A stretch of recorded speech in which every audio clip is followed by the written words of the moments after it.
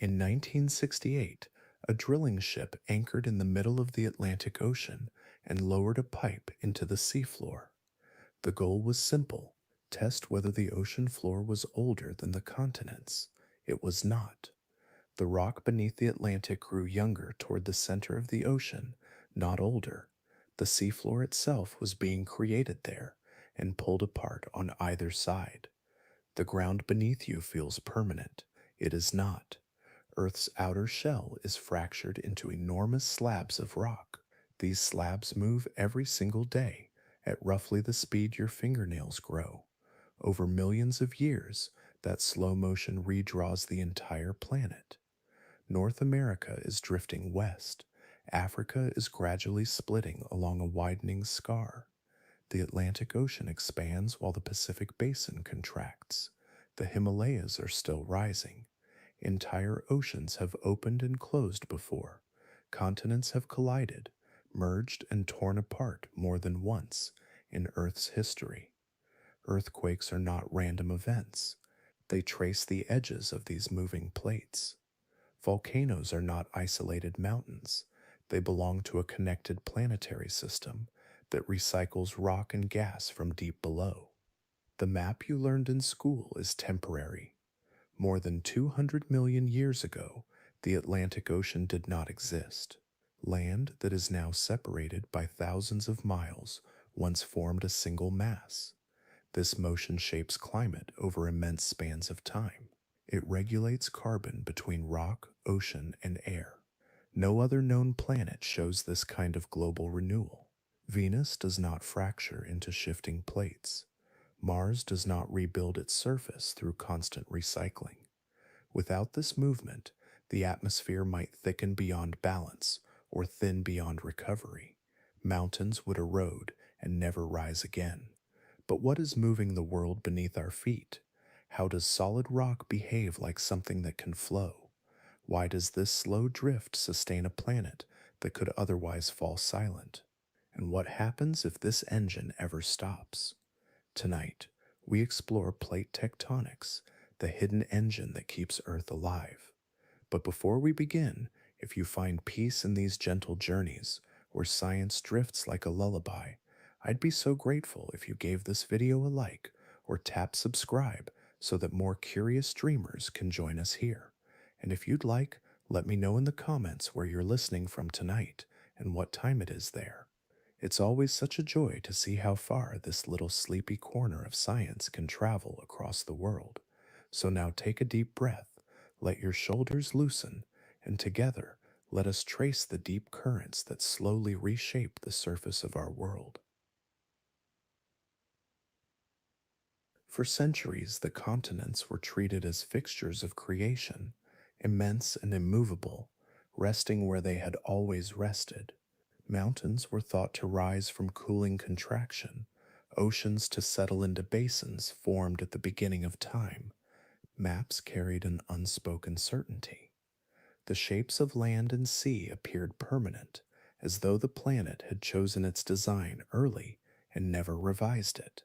In lecture halls and textbooks, Earth was presented as a finished sculpture rather than an evolving system. Yet along the edges of the Atlantic, a subtle visual rhyme persisted.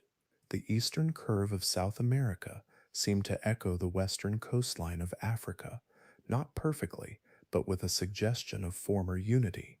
Early naturalists noticed the resemblance and wondered quietly whether these distant shores had once been joined.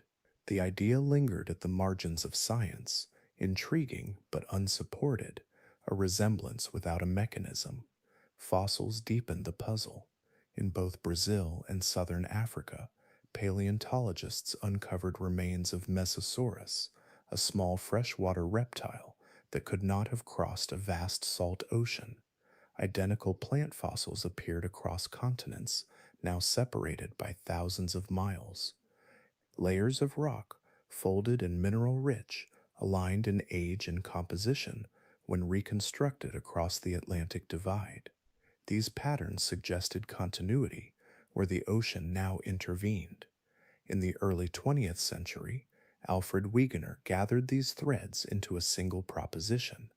He proposed that the continents were once united in a supercontinent and later drifted apart. He named this ancient landmass Pangaea. His evidence was geological and paleontological, drawn from fossils, rock strata, and the geometric fit of coastlines. What he lacked was an explanation for motion. By what force could entire continents move across the surface of the Earth? In the absence of a convincing engine, his hypothesis was met with skepticism. Many geologists dismissed continental drift as imaginative but physically implausible. The solid crust, they believed, could not simply slide through oceanic rock. Decades passed before new instruments began to listen to the seafloor itself. During the Second World War, sonar technology developed for naval navigation revealed vast underwater mountain chains stretching through the oceans. These mid-ocean ridges formed continuous systems circling the globe, with deep rift valleys running along their crests. The ocean floor, once imagined as flat and ancient, appeared dynamic and structured. Further investigation brought an even stranger pattern to light. Basalt rocks collected from either side of the mid-ocean ridges carried magnetic signatures locked within iron-rich minerals.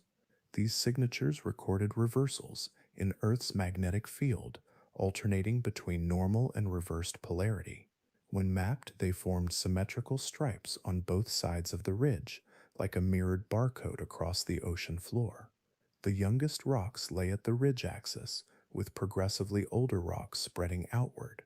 The pattern implied motion. New crust was forming at the ridges, emerging from below, then moving aside as additional material rose to replace it.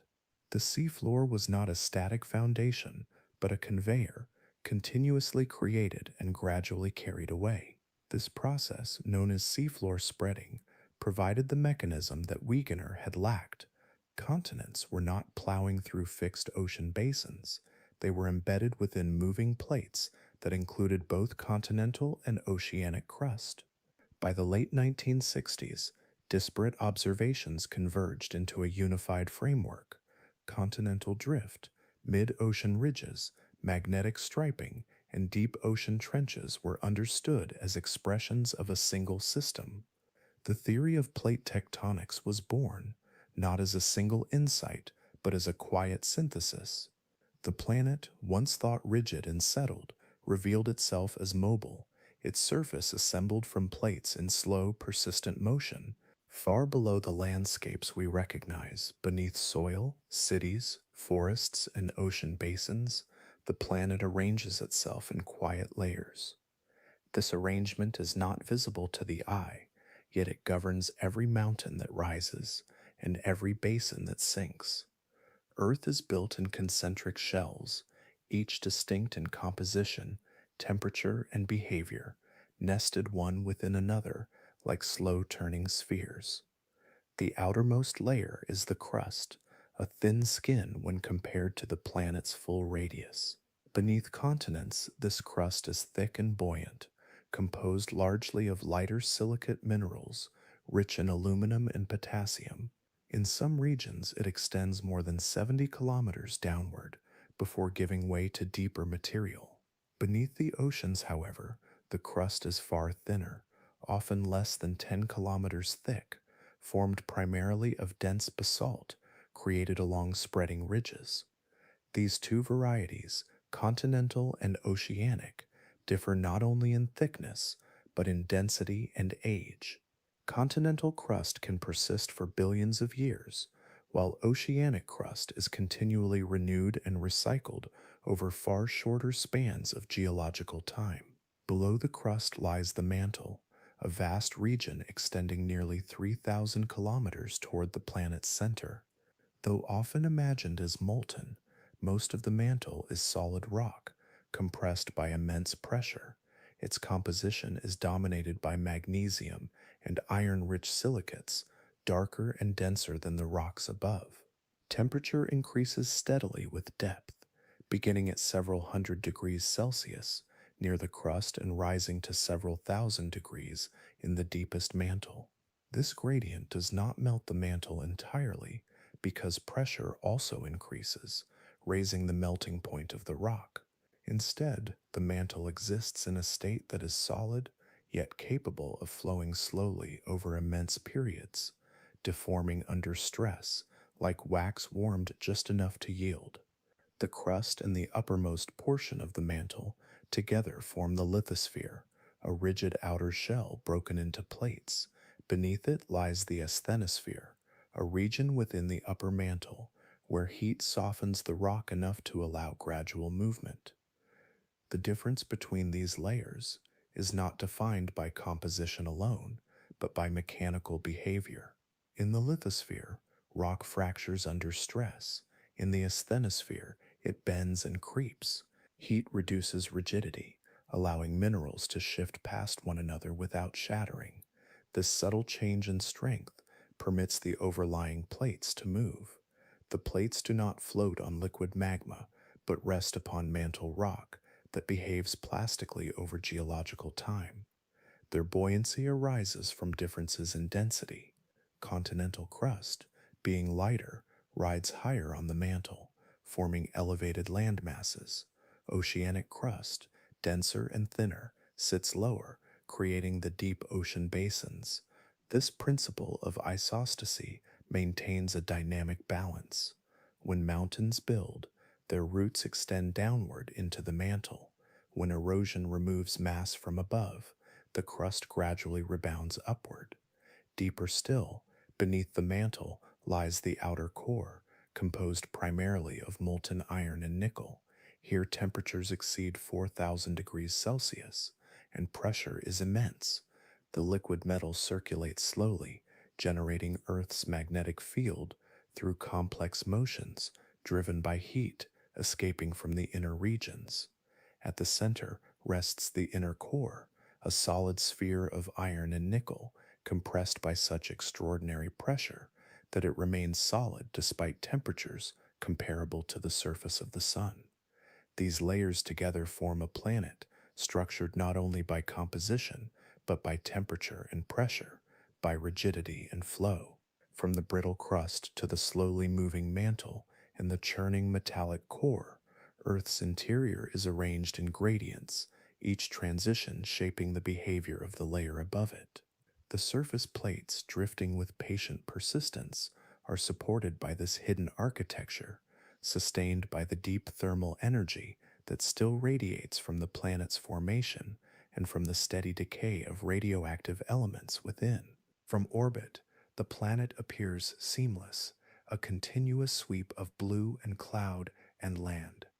Yet beneath that smooth exterior, the lithosphere is divided into vast segments that fit together like pieces of a shifting mosaic. These segments are the tectonic plates, immense slabs of rigid rock that carry continents and ocean basins alike, moving with a steadiness that becomes visible only across deep time. 7 of these plates dominate the surface. The Pacific Plate spans much of the ocean that bears its name, larger than any continent, bordered by arcs of volcanoes and trenches. The North American Plate carries not only the continent, but also portions of the Atlantic seafloor. Across Eurasia stretches the Eurasian Plate, broad and complex, meeting others along mountain chains and fault systems. The African Plate supports a continent that is slowly rifting along its eastern margin, while the South American Plate drifts westward, interacting with dense oceanic crust along its edge. The Antarctic Plate encircles the southern pole, isolated yet active along its submarine boundaries. The Indo-Australian Plate, once considered separate entities, links the Indian subcontinent with Australia, pressing northward into Asia. Beyond these major divisions lie numerous minor plates, smaller fragments that occupy the spaces between giants. The Nazca Plate slides beneath South America. The Philippine Sea Plate interacts with the Pacific and Eurasian plates. The Arabian Plate moves away from Africa along the Red Sea. In total, geologists recognize more than a dozen significant plates and many additional microplates, each defined by the pattern of earthquakes and geological features that trace their edges. These boundaries form a global network mapped through decades of observation. They arc across oceans as mid-ocean ridges, descend into trenches where one plate sinks beneath another, and cut across continents along transform faults. When plotted together, they outline the architecture of motion that shapes the planet's surface. Earthquakes cluster along these margins, providing a natural outline of plate geometry. The boundaries are not straight lines, but irregular seams, shifting and evolving as forces redistribute stress through the crust. The plates do not all move at the same pace. Some advance only a few millimeters per year, while others travel several centimeters annually, comparable to the growth of human fingernails. The Pacific Plate is among the fastest, driven in part by the sinking of its dense edges into surrounding trenches. In contrast, plates bordered by broad continental interiors may move more slowly, their motion influenced by resistance along complex boundaries. Modern technology has transformed this slow drift from inference to measurement. Networks of global positioning system receivers anchored to bedrock record subtle shifts in position year after year. Coordinates change by millimeters, confirming that continents continue their gradual journeys. These measurements reveal not only speed, but direction, showing plates diverging, converging, or sliding past one another with consistent vectors. Differences in velocity arise from variations in driving forces and resistance. Where dense oceanic crust descends into the mantle, it exerts a pulling force that can accelerate a plate's motion. At spreading centers, newly formed crust pushes outward, contributing to lateral movement. The size and shape of a plate, the configuration of its boundaries, and the distribution of mass along its edges all influence its behavior. Beneath these surface expressions lies the deeper circulation of the mantle, transferring energy upward in patterns that interact with the rigid shell above. Together, these plates form a dynamic mosaic, each segment distinct yet interlocked with its neighbors. Their motion is continuous, measured not in dramatic leaps, but in patient increments, shaping continents, guiding oceans, and sustaining the restless geometry of the planet. Long before continents assembled into their present forms, before oceans traced their familiar outlines, a deeper process had already begun, unfolding far beneath the surface in darkness and heat. The source of that motion lies not in the crust that cracks and shifts, but in the immense reservoir of thermal energy stored within the planet's interior. Some of that heat is ancient, a remnant from Earth's formation more than 4 billion years ago, when collisions and gravitational compression raised temperatures to extraordinary levels. Some of it continues to arise from radioactive decay as unstable isotopes within the mantle slowly transform, releasing energy atom by atom in a steady, persistent rhythm. This internal warmth does not remain confined. It seeks equilibrium, moving outward through the mantle by a process both simple and profound. Convection begins when material deep within the mantle becomes slightly hotter than its surroundings. As temperature increases, density decreases, and the heated rock becomes buoyant relative to cooler material above it. Though solid, mantle rock under such conditions behaves plastically over immense spans of time, capable of flowing in response to pressure differences. Gradually, almost imperceptibly, the warmer material rises. As it ascends, it transfers heat to overlying regions, spreading laterally beneath the rigid lithosphere. Far from the source of heating, the material cools, becoming denser once more. Gravity then draws it downward, returning it toward deeper levels where it can be reheated. In this way, vast convection currents circulate within the mantle, completing cycles that may take tens of millions of years. The motion is unhurried, measured not in seasons or centuries, but in geological epochs. These circulating patterns are not uniform or symmetrical. They are shaped by variations in temperature, composition, and the geometry of overlying plates. Some regions experience upwelling plumes that carry heat closer to the surface, while others are marked by descending slabs of cooler material returning to depth. The mantle thus resembles a slow, complex circulation system, redistributing energy from the interior toward the exterior in a continual exchange. Through this movement, thermal energy is transferred upward, influencing the behavior of the lithosphere above. Where hotter material approaches the base of the plates, it can reduce viscosity and encourage extension. Where cooler, denser sections descend, they can exert downward pull, contributing to plate motion.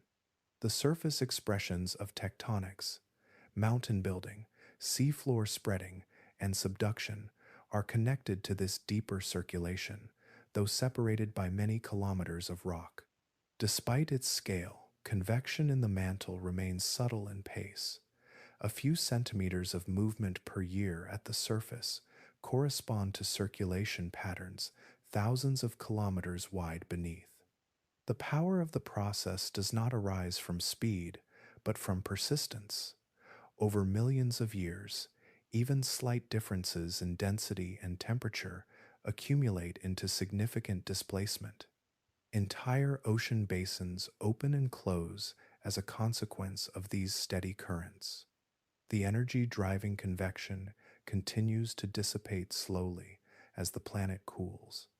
Radioactive decay diminishes over time, and primordial heat gradually escapes into space. Yet for now, the mantle remains warm enough to sustain circulation. Within this hidden system, solid rock moves as though it were fluid, guided by gradients in heat and density. The plates above respond to these deep motions, carried along by forces rooted far below the surface. In this way, the engine of plate tectonics is neither sudden nor violent in its origin. It is a patient transfer of heat through solid stone, a circulation measured in epochs, quietly shaping the architecture of the world from beneath. Across the floor of the oceans, beyond the reach of sunlight, and far from any shoreline, a continuous mountain system encircles the planet. It does not rise into open air or cast shadows across deserts. It lies submerged, stretching for tens of thousands of kilometers, winding through every major ocean basin. This is the global mid-ocean ridge system, the place where the surface of Earth is quietly renewed. Along these ridges, tectonic plates move apart. The separation is gradual, measured in centimeters per year, yet persistent. As the plates diverge, the pressure on the underlying mantle decreases. In response, portions of the mantle partially melt, not because they grow dramatically hotter, but because the reduction in pressure allows solid rock to transition into magma. This molten material, less dense than the surrounding mantle, rises through fractures opened by the pulling plates above. When magma reaches the seafloor, it cools rapidly in contact with cold ocean water. The sudden quenching forms basalt, a dark, fine-grained volcanic rock that becomes the foundation of new oceanic crust. Layer by layer, eruption by eruption, this basalt accumulates along the ridge axis. Each addition gently pushes older crust outward on either side, carrying it away from the site of its formation. Over millions of years, this process creates broad ocean basins, expanding them gradually as fresh crust is born at the center. The Mid-Atlantic Ridge offers one of the clearest expressions of this renewal. It runs roughly down the middle of the Atlantic Ocean, separating the Americas from Europe and Africa. At its crest lies a central rift valley where the plates continue to part. Though hidden beneath kilometers of water, it is a place of ongoing volcanic activity. Lava flows, fissures open, and new basaltic rock solidifies in darkness. The Atlantic widens not through sudden rupture, but through this steady addition of material at its submerged spine. These ridges are not isolated lines, but segments of a connected volcanic chain that spans the globe. In some regions, they rise high enough to breach the ocean surface, forming islands such as Iceland, where the boundary between plates is visible above sea level. In most areas, however, the ridge remains concealed, its activity detectable through subtle tremors and heat anomalies measured by instruments lowered into the depths. Where magma intrudes into newly formed crust, seawater can penetrate through fractures, circulating downward and encountering hot rock below. This interaction heats the water, enriching it with dissolved minerals before it rises back to the seafloor. The result is a hydrothermal vent, where superheated fluids emerge in plumes that resemble underwater chimneys. Around these vents, unique ecosystems thrive, supported not by sunlight, but by chemical energy derived from the interaction between water and rock.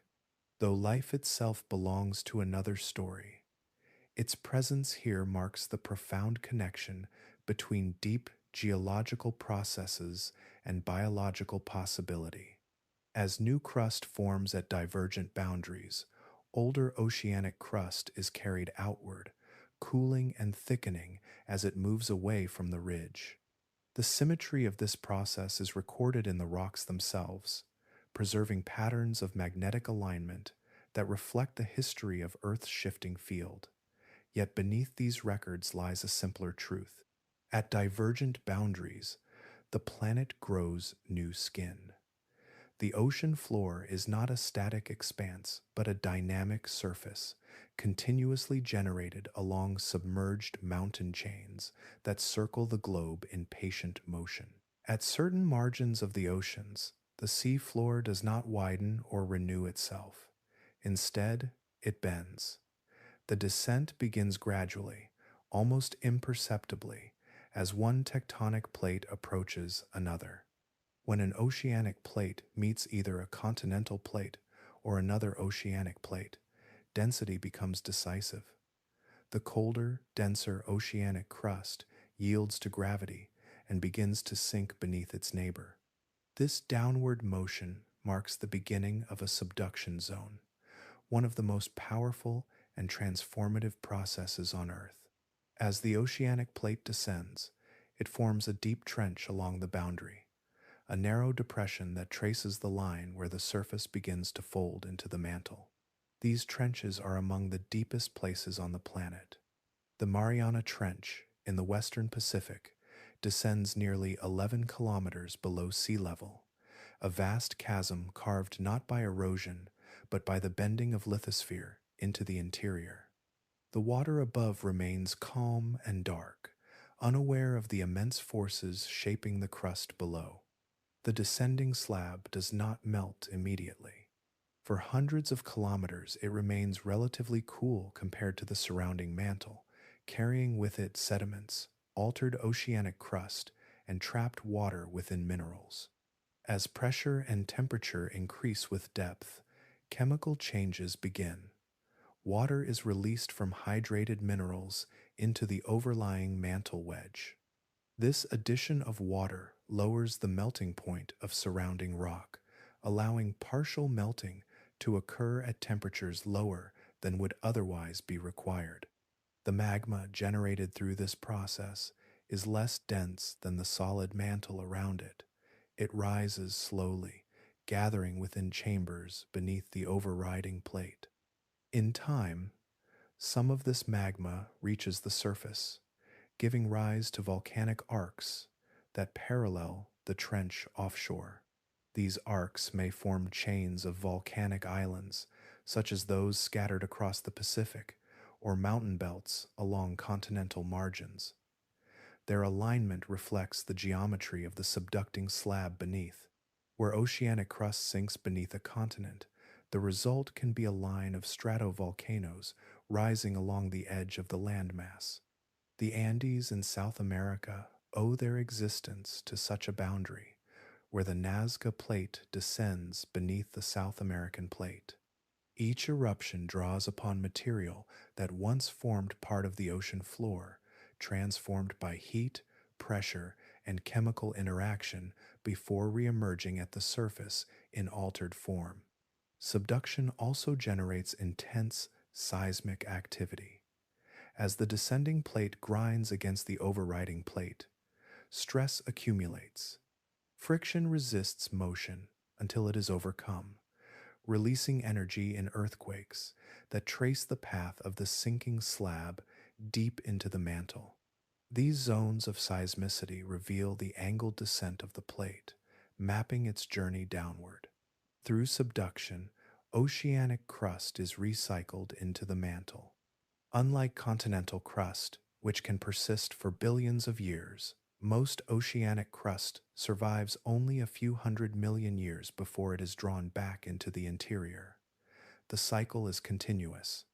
New crust forms along spreading centers, migrates outward, cools, and eventually returns to depth at convergent margins. In this way, the surface of the planet is not only created, but also reclaimed. Within these descending boundaries, the planet maintains balance. The material that once lay beneath the ocean is carried inward, contributing to the ongoing circulation of the mantle. The process is deliberate and unhurried, yet immense in consequence, ensuring that the lithosphere remains dynamic rather than static. There are places on Earth where the horizon rises not from volcanic fire or oceanic descent, but from the slow meeting of land against land. When two continental plates converge, neither is dense enough to sink easily into the mantle. Instead of one descending beneath the other, they press together, their edges resisting subduction. The result is compression on a colossal scale, a gradual shortening and thickening of the crust that reshapes entire regions. As these plates collide, rock layers that once lay flat beneath ancient seas are forced upward. Sediments become stone, and stone becomes folded into sweeping arcs.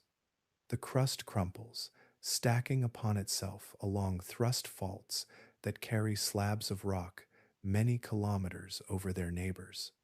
With continued pressure, the crust grows thicker, its roots extending downward even as its peaks rise skyward. This thickening increases buoyancy, allowing the compressed region to stand higher above sea level.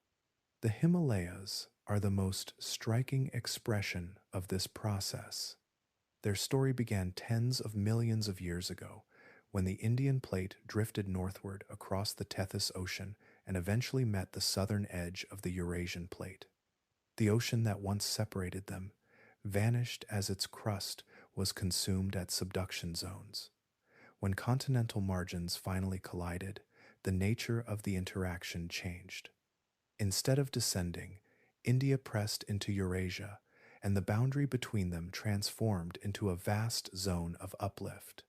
Within this zone, marine sediments that once accumulated on the ocean floor were lifted to extreme elevations. Fossils of ancient sea creatures now rest high above present coastlines, embedded in limestone that records a submerged past. The collision did not occur in a single moment, but continues today. The Indian plate still advances northward at a rate of several centimeters per year, driving ongoing deformation along the boundary. Earthquakes mark this compression, revealing that the crust remains under stress. The rise of the Himalayas altered more than the shape of the land. As the mountains grew, they influenced atmospheric circulation. High elevations intercept moisture carried by prevailing winds, forcing air to rise and cool, leading to intense rainfall on the southern slopes. Beyond the range, in the rain shadow to the north, arid conditions prevail across parts of Central Asia. Over geological time, such changes in topography can shift climate patterns across entire continents. Mountain building also enhances chemical weathering.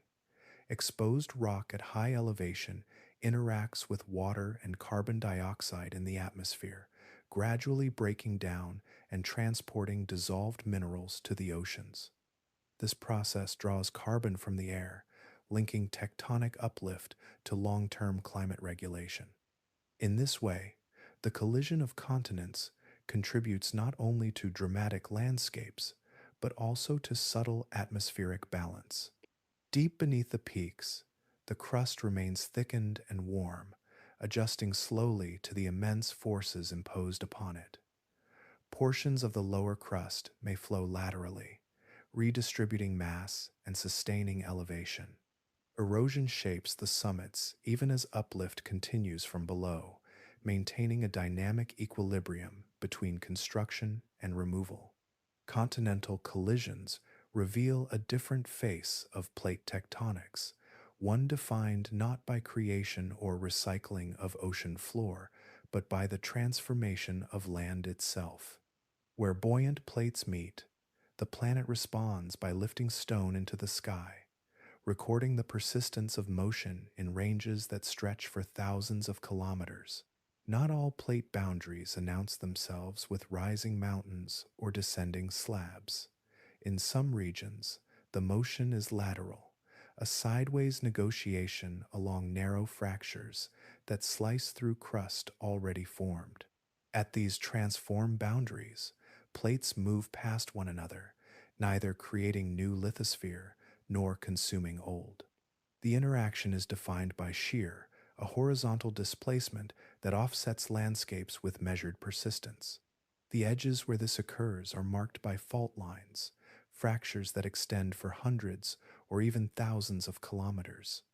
Along these planes, rock masses on either side are locked together by friction. Though the plates continue their gradual motion, the boundary itself may remain still for years, even centuries. Stress accumulates quietly within the surrounding crust, bending and straining rock beyond its elastic limit. The San Andreas Fault in California offers one of the clearest examples of this process. It traces a complex path along the boundary between the Pacific Plate and the North American Plate.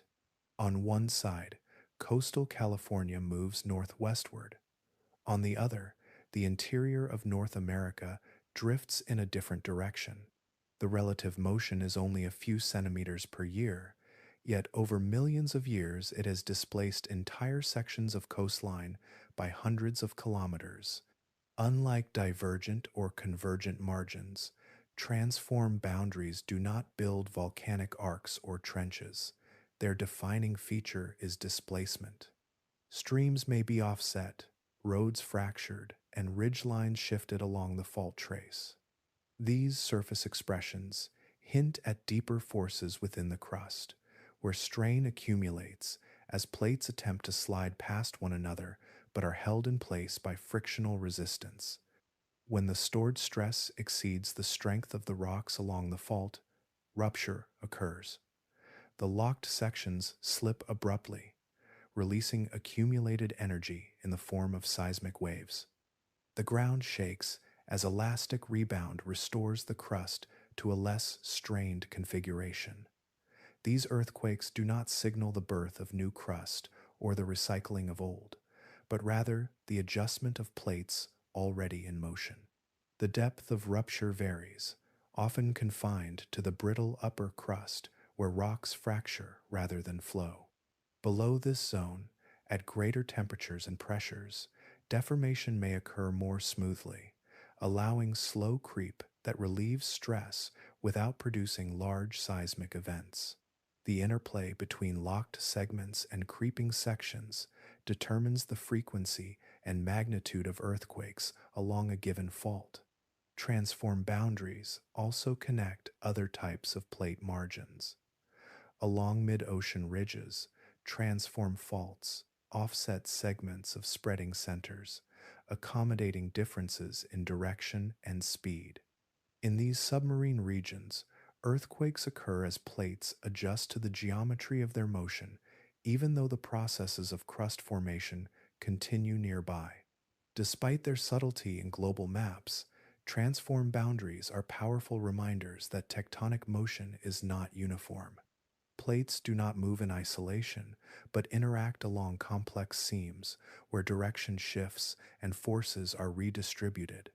The energy involved is drawn from the same deep drivers that move all plates, yet its expression at transform faults is distinctive, defined by sideways displacement rather than vertical construction or descent. In these zones of lateral motion, the planet demonstrates another facet of its restless nature.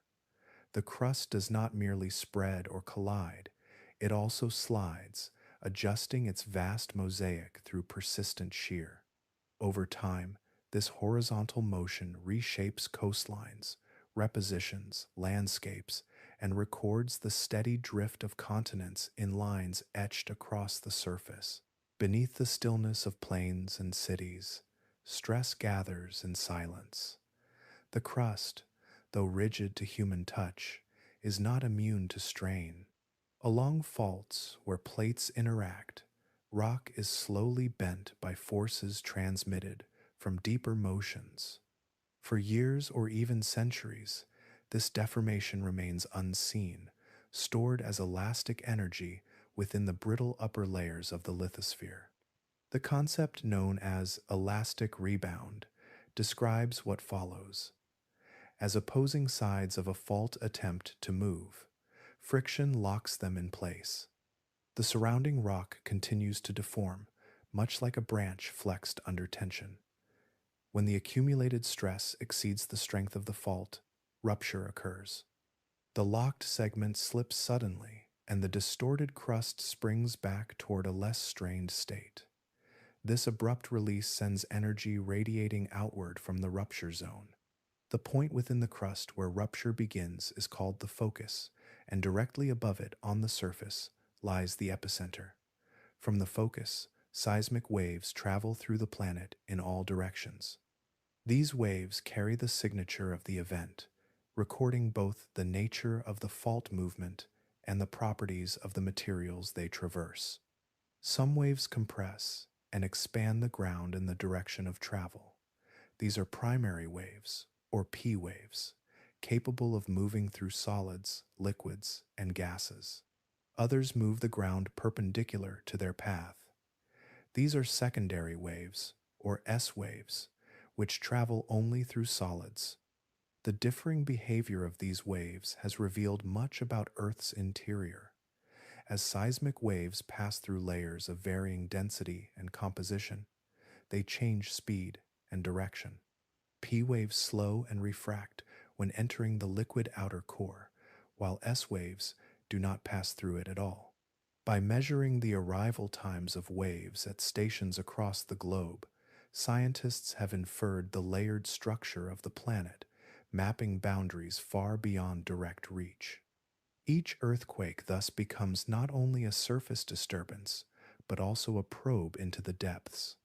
Earthquakes cluster along plate boundaries, tracing the same seams that define divergent, convergent, and transform interactions.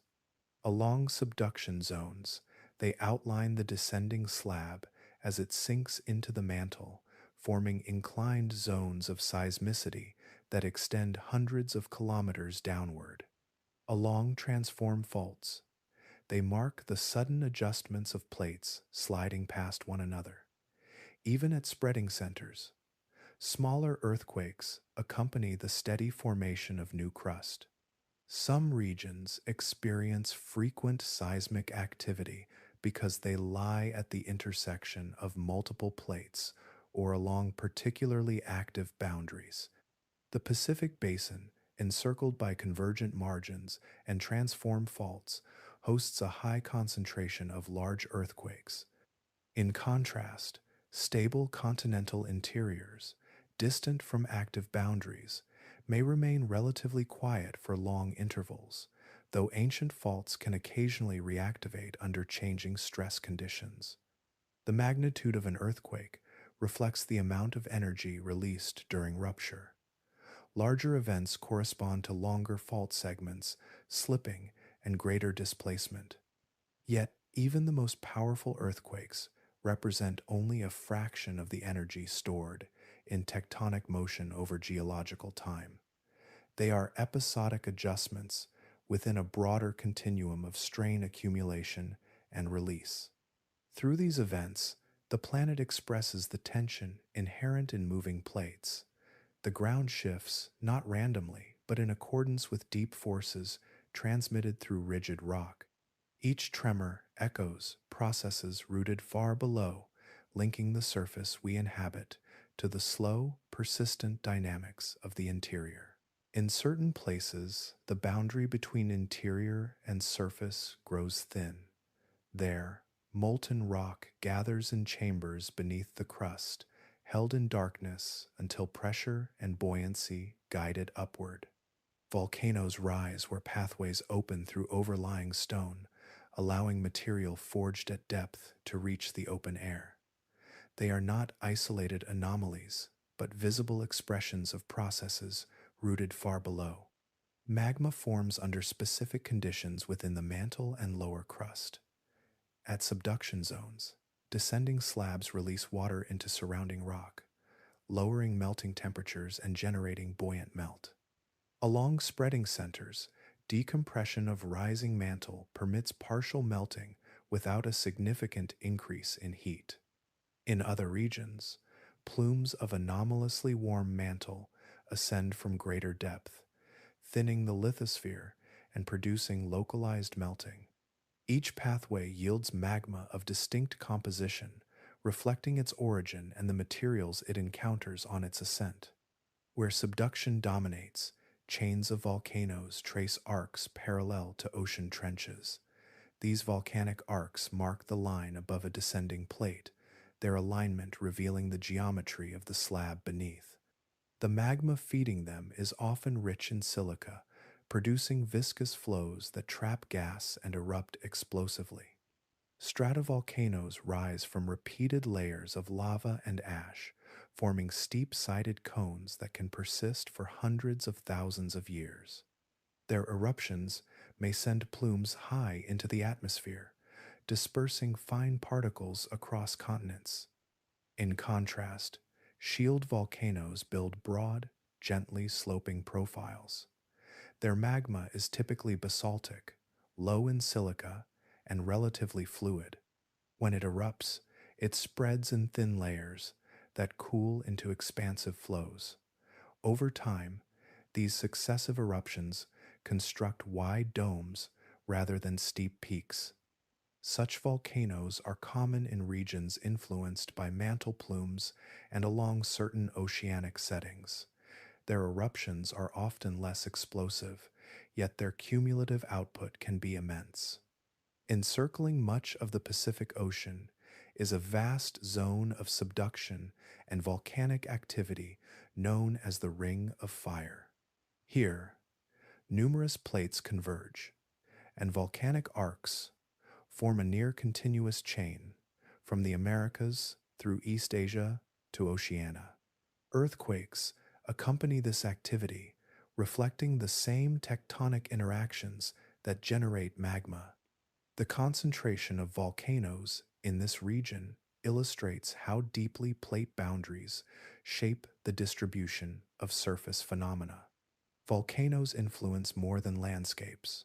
Through eruptions, they release gases stored within the mantle and crust. Water vapor, carbon dioxide, sulfur compounds, and other volatiles enter the atmosphere during both explosive and diffusive events. Over geological time, volcanic outgassing has contributed significantly to the composition of the atmosphere, supplying gases that interact with oceans and weathering processes. Carbon dioxide emitted by volcanoes becomes part of a larger cycle that links interior and surface. While volcanic activity adds carbon to the atmosphere, other processes remove it through chemical reactions with rocks and transport to the oceans.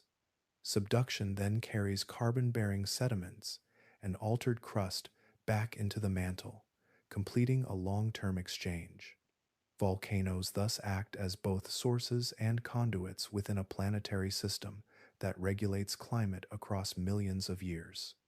Through their varied forms and behaviors, volcanoes reveal the intimate connection between deep thermal processes and the surface environment.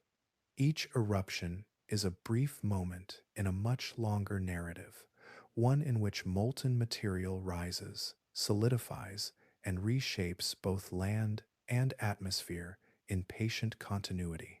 Within stone itself, carbon waits in stillness. It is bound inside limestone formed from ancient shells, trapped within marine sediments, locked into crystalline lattices that rest beneath mountains and ocean floors. Though often imagined as a gas drifting through the atmosphere, much of Earth's carbon resides in rock, stored there for spans of time that exceed the age of many landscapes. This hidden reservoir connects the restless interior to the air and sea above through a cycle measured not in seasons but in millions of years. When oceanic crust forms at spreading centers, it interacts with seawater, incorporating carbon into altered basalt and into sediments that accumulate across the seafloor. Microscopic organisms extract dissolved carbon dioxide from the ocean to build shells of calcium carbonate. Upon death, their remains settle, forming thick layers that eventually harden into sedimentary rock. As tectonic motion carries this carbon-rich crust toward convergent margins, it approaches subduction zones where the surface begins its descent. During subduction, sediments and altered oceanic crust are drawn downward into regions of increasing pressure and temperature. Some of this carbon remains locked within descending slabs, transported deep into the mantle. Some is released at shallower depths as chemical reactions transform minerals and liberate carbon-bearing fluids. These fluids contribute to melting in the overlying mantle wedge, linking carbon transfer to the generation of magma. Volcanoes then return a portion of this carbon to the surface. As magma rises and pressure decreases, dissolved gases escape, including carbon dioxide. Through eruptions and diffuse emissions, volcanic systems release carbon accumulated over long intervals. The amount emitted each year is modest compared to other sources, yet over geological time, it plays a fundamental role in maintaining atmospheric composition. This steady outgassing replenishes carbon removed by other processes, sustaining a balance that has persisted across changing continents and climates. Opposing this return flow is the gradual removal of carbon from the atmosphere through chemical weathering. When rainwater absorbs carbon dioxide, it forms a weak acid that reacts with exposed rock, particularly silicate minerals. These reactions produce dissolved ions that rivers carry to the oceans, where they contribute to the formation of carbonate minerals. In regions of active mountain building, uplift exposes fresh rock to weathering, enhancing this process.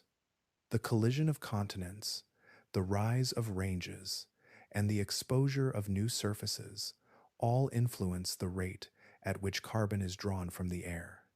Over millions of years, this interplay between volcanic release and chemical weathering regulates atmospheric carbon dioxide. If levels rise, warmer temperatures and intensified rainfall can accelerate weathering, increasing carbon removal. If levels fall, reduced weathering slows the drawdown, while volcanic emissions continue at a relatively steady pace. Through these feedbacks, the planet moderates its climate within bounds that allow liquid water to persist across vast stretches of time. Without tectonic recycling, this long-term regulation would weaken. Carbon could accumulate unchecked or become permanently sequestered, altering surface conditions beyond stability. Instead, the motion of plates sustains a dynamic exchange between interior and exterior, linking mountain uplift, ocean chemistry, and volcanic outgassing into a coherent system. In this quiet circulation of carbon between rock, ocean, and air, tectonics extends its influence beyond stone and magma. It shapes climate through mechanisms subtle yet enduring, guiding atmospheric composition across epochs and preserving a balance that has endured through shifting continents and changing seas. Across the inner planets, surfaces appear solid and enduring, yet their histories have unfolded in markedly different ways. Earth's crust fractures into moving plates, while nearby worlds display broad volcanic plains, immense shield volcanoes, and surfaces that seem largely unsegmented. The contrast arises from differences rooted deep within planetary interiors, where heat, composition, and structure determine whether a rigid shell remains intact or breaks into shifting segments. One essential factor is internal heat.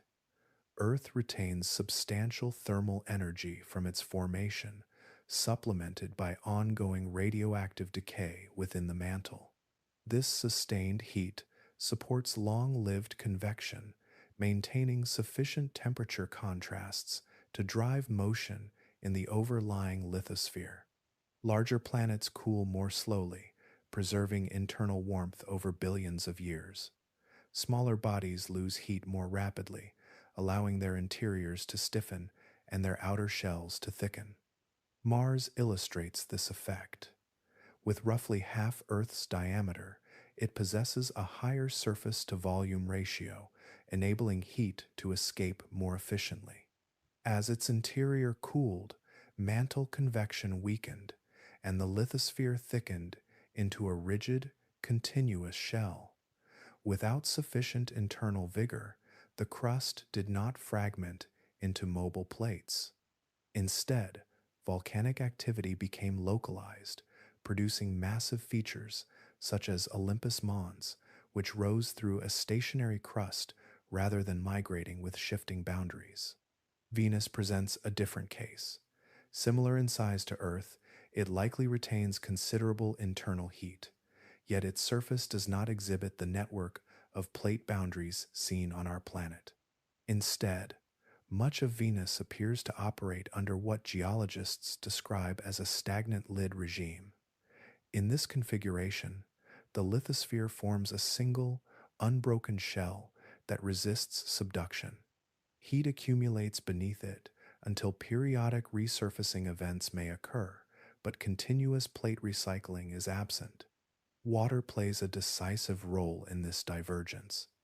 On Earth, water infiltrates oceanic crust at spreading centers and is carried downward at convergent margins.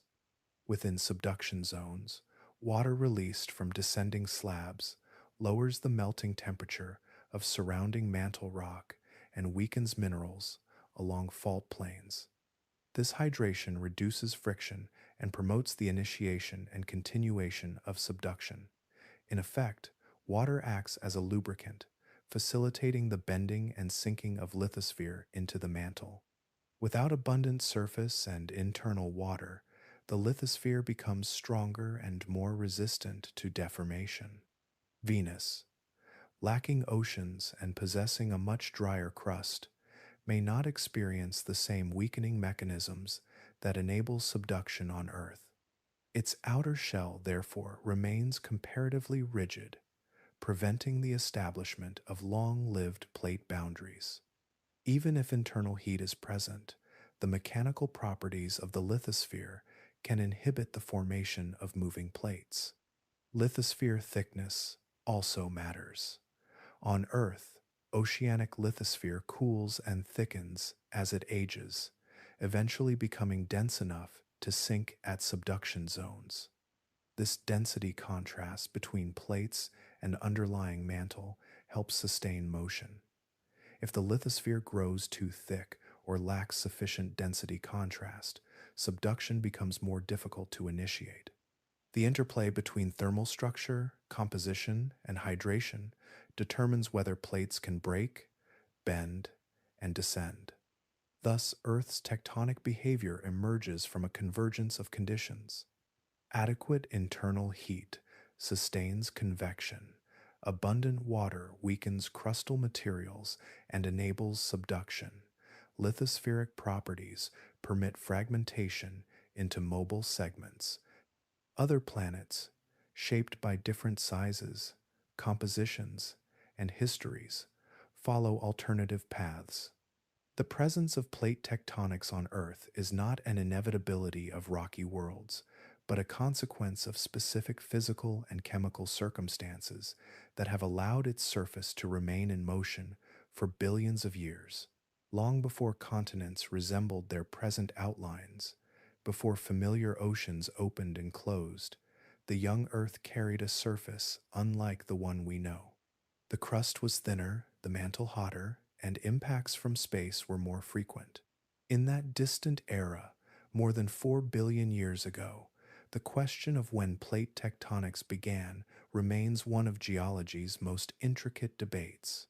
The evidence is fragmentary, preserved in rare minerals and ancient rock fragments that have survived immense spans of time. Among the oldest materials ever discovered are tiny zircon crystals embedded within younger rocks in Western Australia. Some of these zircons are more than 4 billion years old, formed during the Hadean and early Archean eons. Their chemical signatures reveal interactions with liquid water and continental-style crust at surprisingly early dates. The isotopic composition within these crystals suggests that portions of Earth's surface had already cooled enough to allow weathering and sediment transport, processes often associated with stable crustal regions. Archean rock formations, dating from roughly 4 to 2.5 billion years ago, offer additional clues. Greenstone belts, composed of volcanic and sedimentary sequences, are interwoven with granitic terrains that resemble the cores of modern continents. These formations display evidence of deformation, metamorphism, and partial melting, hinting at crustal recycling processes. Yet, whether these processes operated through fully developed plate tectonics or through alternative mechanisms remains uncertain. Some researchers propose that early Earth experienced a different tectonic regime, sometimes described as episodic or sluggish plate motion. In this view, higher internal temperatures may have weakened the lithosphere, preventing the formation of rigid, long-lived plates like those observed today. Instead of continuous subduction along extensive boundaries, crustal recycling may have occurred through vertical movements, localized sinking, or short-lived subduction zones that did not persist for hundreds of millions of years. Over time, as the planet gradually cooled, the lithosphere would have thickened and strengthened, allowing more stable plate boundaries to form. Geochemical records from certain Archean rocks suggest that by around 3 billion years ago, processes resembling modern subduction were underway. The presence of specific trace elements associated with volcanic arcs implies that oceanic crust was being drawn downward and partially melted, generating magmas similar to those seen at convergent margins today. The transition to sustained, global plate tectonics likely unfolded over hundreds of millions of years rather than in a single event. Cooling of the mantle, changes in crustal composition, and the influence of water all contributed to altering the mechanical behavior of the lithosphere. As subduction became more efficient and widespread, continental fragments could grow through repeated cycles of melting and accretion, assembling larger landmasses. This early recycling had consequences for the atmosphere as well. Volcanic outgassing and chemical weathering linked to tectonic activity would have influenced levels of carbon dioxide and other gases. The stabilization of plate tectonics may have helped regulate surface conditions, supporting the long-term presence of liquid water. Evidence from sedimentary rocks indicates that by the late Archean, oceans were widespread and microbial life had established itself in diverse environments. Though uncertainties remain, the oldest minerals and rocks offer a quiet record of a planet transitioning from primordial heat to organized motion. Within those ancient fragments lies the story of how the first plates may have formed, marking the beginning of a system that would continue shaping Earth for billions of years. There have been times when nearly all of Earth's land gathered into a single expanse, coastlines stitched together into vast interiors where oceans lay far from the center. These supercontinents did not endure forever. They assembled slowly through collision and drift, then fragmented as forces within the mantle reorganized the crust. Across billions of years, this pattern of gathering and dispersal has repeated, shaping the long rhythm of the planet's surface. One of the earliest widely recognized supercontinents is Rodinia, assembled roughly 1 billion years ago. Its fragments are traced through matching rock sequences now scattered across several continents. When reconstructed, these ancient pieces align along belts of mountain building and metamorphism, evidence of continental collision on a global scale. Rodinia's configuration likely influenced climate by altering the distribution of land and sea, affecting ocean circulation and atmospheric patterns during the Proterozoic eon. Over time, Rodinia began to rift apart.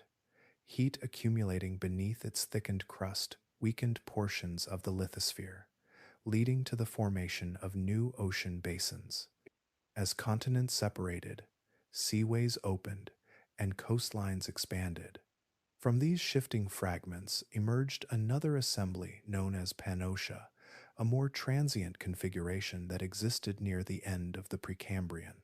Though shorter lived, Pannotia continued the pattern of continental reorganization that defined Earth's tectonic history. Perhaps the most familiar supercontinent is Pangaea, assembled during the late Paleozoic era around 300 million years ago. Through successive collisions, including the closure of ancient oceans, nearly all major landmasses converged into a single entity stretching from pole to pole. Mountain ranges formed along the sutures where continents met, leaving traces that remain visible in modern geology. The Appalachian Mountains in North America and the Caledonian Ranges in Europe share a common origin within this ancient convergence. Pangaea's interior likely experienced extreme seasonal variations, with vast deserts far from moderating ocean influences.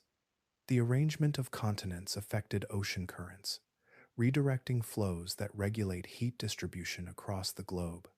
With much of the land concentrated in one hemisphere, circulation patterns shifted, influencing climate over millions of years. Supercontinents do not break apart without cause. Beneath their immense mass, mantle convection reorganizes. Heat, trapped under thick continental lithosphere, can promote upwelling, thinning the crust, and initiating rifting.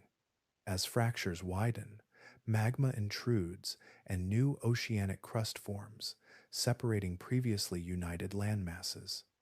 Over tens of millions of years, narrow rifts evolve into broad oceans, and fragments of the former supercontinent drift apart along divergent boundaries.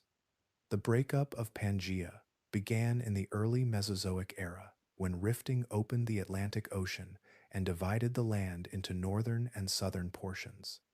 These fragments continued to separate, eventually producing the continents recognizable today. Yet even as they drifted, the cycle of assembly and dispersal continued, guided by the same tectonic processes operating beneath the surface. The supercontinent cycle reflects a deeper pattern within Earth's interior. Periods of convergence concentrate land, altering ocean currents and climate. Periods of fragmentation disperse continents, opening new seaways and reshaping global circulation. Through these cycles, the surface of the planet has never remained fixed. Instead, it has moved through grand configurations, each lasting hundreds of millions of years, each leaving subtle imprints in rock and climate that echo across geological time. Along the eastern margin of North America and the western edge of Africa, the rocks still remember a time when no ocean lay between them. Their structures align across thousands of kilometers, mountain belts truncated by water yet continuous in composition and age. Sedimentary layers, fossil assemblages, and crystalline foundations match with striking precision, preserving the outline of a former union long since divided. The Atlantic Ocean, now vast and restless, began as a narrow fracture within a supercontinent. The breakup of Pangaea did not occur in a single dramatic moment. It unfolded gradually during the early Mesozoic era, as stresses accumulated within the thickened continental crust. Heat rising from the mantle beneath the supercontinent weakened the lithosphere, promoting extension along zones of vulnerability. Long rift valleys formed, marked by faulted blocks and volcanic intrusions. Basins opened, filled with sediments eroded from surrounding highlands, and lava flows spread across newly stretched terrain. As extension continued, the continental crust thinned to the point where rupture became inevitable. Magma rose to occupy the widening gap, solidifying into new oceanic crust. What began as a continental rift evolved into a nascent ocean basin. Seawater flooded the depression, and a new margin took shape. Over tens of millions of years, the Atlantic widened through the steady creation of basalt along its central ridge. The mid-Atlantic ridge now traces the axis of that expansion, a submerged mountain chain marking the boundary between diverging plates. Along this ridge, fresh oceanic crust forms and moves outward on either side, carrying the continents farther apart. The separation is slow, measured in centimeters per year, yet cumulative across geological time. South America drifts westward, Africa shifts eastward. North America and Europe continue their gradual divergence. Evidence of this opening remains etched in stone. Fossils of identical species, once living across a continuous landscape, appear on opposite shores of the Atlantic. Rock formations align when continents are repositioned into their former configuration, confirming a shared geological history. These correlations extend beyond superficial resemblance, encompassing structural trends, mineral compositions, and metamorphic events that predate the ocean's existence. Beneath the Atlantic's waters, magnetic patterns record the history of its growth. As basalt cooled along the ridge, iron-bearing minerals aligned with Earth's magnetic field at that time. Periodic reversals of the field produced alternating bands of magnetic orientation preserved symmetrically on either side of the ridge. These stripes form a chronological archive, revealing the sequence of seafloor spreading and allowing scientists to calculate rates of divergence across millions of years. The opening of the Atlantic altered global circulation patterns. As the basin widened, connections between oceans shifted, influencing currents that distribute heat around the planet. Shorelines changed, climates adjusted, and ecosystems adapted to new arrangements of land and sea. What had once been a unified interior of Pangaea became separated by a growing expanse of water that continues to expand today. The Atlantic's existence is therefore not a static feature of the map, but the outcome of rifting and renewal. Its central ridge remains active, its margins passive in appearance yet shaped by their tectonic origin. The rocks along its coasts bear witness to separation, their alignment across the ocean a reminder of former proximity. Through gradual extension and persistent spreading, a supercontinent gave way to a basin that now spans thousands of kilometers, still widening with each passing year. The Pacific Ocean spans nearly half the planet's surface waters, its horizon stretching beyond sight in every direction.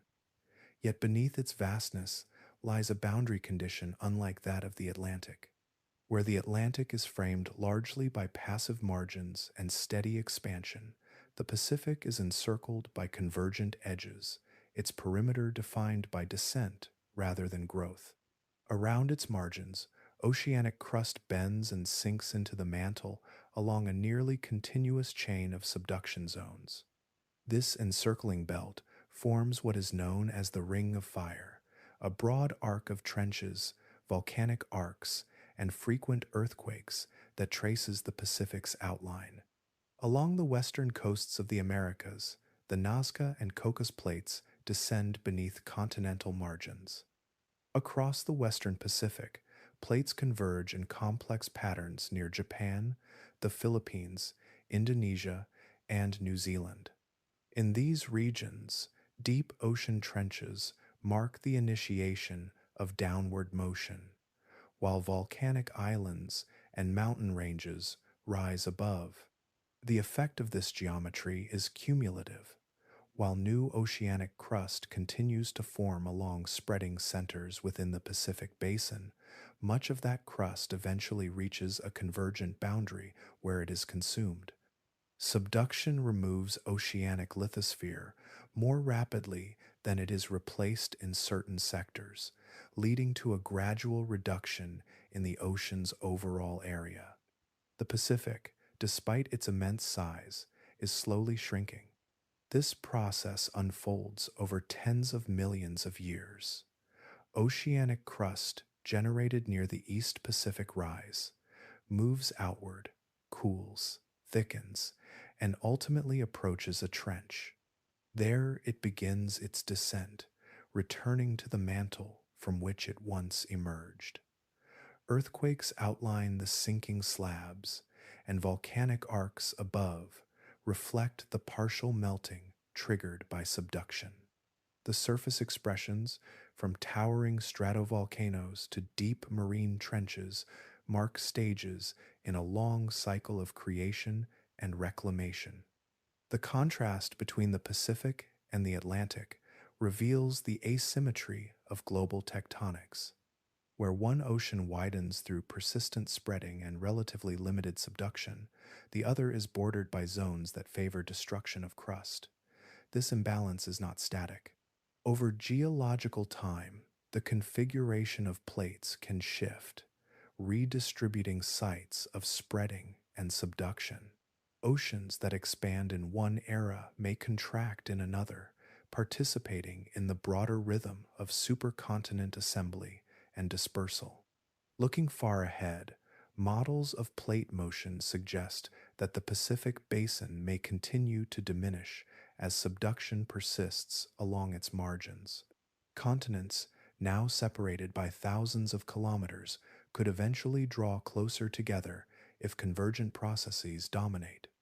In distant epochs, the closure of the Pacific might contribute to the formation of another supercontinent, reshaping ocean currents and atmospheric circulation in the process. For now, the Pacific remains expansive and dynamic, its boundaries alive with seismic and volcanic activity. The ocean floor beneath its waters is both birthplace and graveyard for crust, shaped by opposing forces that sustain motion across the globe. Though vast beyond ordinary perception, it participates in the same tectonic balance that governs all oceans, expanding in some regions, contracting in others, guided by the deep circulation of the mantle and the shifting mosaic of plates above. If the continents continue their quiet journeys, the map familiar to us will not endure. Coastlines will shift beyond recognition, oceans will widen or vanish, and landmasses now distant will draw together once more. Plate motion does not pause at the present arrangement. It carries the surface forward into configurations that exist, for now, only in projection and simulation.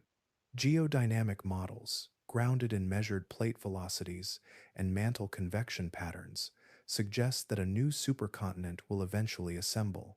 Some scenarios envision a configuration known as Amasia, in which North America and Asia converge near the Arctic, closing the Arctic Ocean and reshaping high latitude geography. Other projections describe Pangaea Proxima, where the Atlantic reverses its expansion and begins to close, drawing the Americas back toward Africa and Europe in a renewed collision.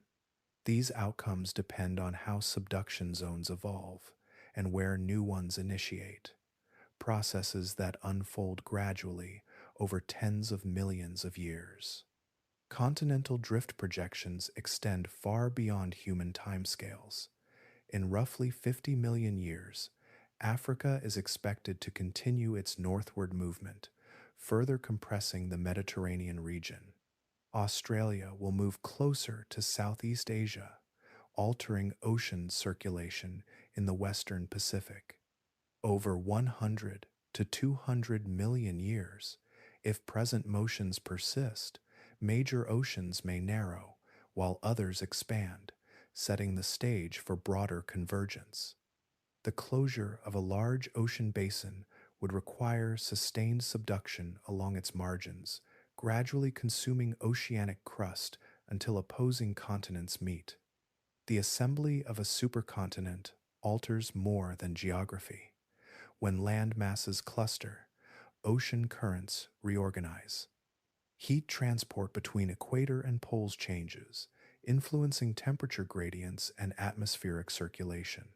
Interior regions of a large supercontinent may become arid, far removed from moderating maritime influences. Coastal zones may experience intensified monsoon systems, shaped by the contrast between vast land and surrounding seas. Biodiversity responds to these shifts. During periods of continental fragmentation, isolated landmasses encourage evolutionary divergence, as populations separated by oceans follow independent paths. When continents collide, previously distinct ecosystems encounter one another, leading to competition, migration, and sometimes extinction. Mountain building associated with collision creates new habitats at varying elevations, while rifting generates shallow seas that foster marine diversity. The supercontinent cycle thus weaves tectonic motion into the history of life. Climate feedbacks also operate across these immense intervals. Enhanced weathering of uplifted mountain ranges can draw down atmospheric carbon dioxide, influencing global temperatures. Conversely, large igneous provinces associated with continental breakup may release significant greenhouse gases, altering climate for extended periods. The formation and dispersal of supercontinents are therefore entwined with long-term environmental change. Though models differ in detail, they converge on a shared principle. The present arrangement of continents is temporary, a moment within a larger tectonic rhythm. Over hundreds of millions of years, the forces that once assembled Pangaea will operate again, guided by mantle circulation and plate interactions that persist beneath the surface. The continents will gather, disperse, and gather once more, each cycle leaving its imprint on oceans, atmosphere, and the living world. The movement of continents does more than redraw coastlines. It alters the pathways of water that circle the globe, redirecting currents that carry heat from equator to pole and back again. The oceans are not still basins but dynamic systems, and their circulation depends profoundly on the arrangement of land. When plates shift and continents drift, the geometry of the sea changes, and with it the distribution of warmth across the planet. Ocean currents are guided by the shape of coastlines, the depth of basins, and the presence or absence of narrow passages between landmasses. Warm surface waters flow along predictable routes, influenced by wind patterns and the rotation of the Earth. Yet these routes can be diverted when a continent moves into a new position or when a seaway opens or closes. A narrow gateway between oceans can allow water masses of different temperature and salinity to mix, reshaping global circulation patterns. The opening of an ocean basin creates new corridors for flow. As continents separate and a seaway widens, currents may establish new loops that distribute heat more efficiently across hemispheres. Conversely, the closure of a seaway can isolate basins, restricting exchange and altering salinity contrasts that drive deep circulation. The uplift of mountain ranges associated with continental collision can further modify wind patterns, influencing surface currents indirectly through atmospheric changes. One example of tectonic influence on ocean circulation is the formation of the Isthmus of Panama several million years ago. As the North and South American plates converged and uplifted a land bridge, the connection between the Pacific and Atlantic Oceans narrowed and eventually closed. This separation altered the exchange of warm waters, strengthening the Gulf Stream and contributing to increased moisture transport toward higher latitudes. The resulting climatic shifts are believed to have played a role in the onset of Northern Hemisphere glaciation. Ice ages are closely linked to the distribution of continents and oceans. When land masses occupy polar regions, they provide surfaces where ice sheets can accumulate. Ocean currents influence the delivery of heat to these regions, determining whether ice expands or retreats.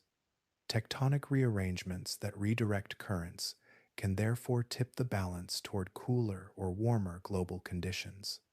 Over millions of years, such shifts contribute to long-term climate cycles. The deep ocean circulation, often called thermohaline circulation, depends on differences in water density driven by temperature and salinity. Continental positions affect these gradients by shaping where warm water cools and sinks. If tectonic motion changes the placement of gateways or the configuration of basins, the sites of deep water formation may shift, altering the global conveyor that moves heat and nutrients through the oceans. These processes unfold gradually, intertwined with atmospheric feedbacks and variations in solar radiation. Yet beneath these influences lies the steady rearrangement of continents, setting the boundary conditions for circulation. As plates continue their motion, ocean currents adjust, redistributing energy across the planet's surface. In this way, plate tectonics extends its reach beyond stone and magma into the fluid realm of the sea. By shaping the architecture of ocean basins and the connections between them, it influences climate over geological timescales, linking the slow drift of continents to the rhythms of ice and warmth that define Earth's long history.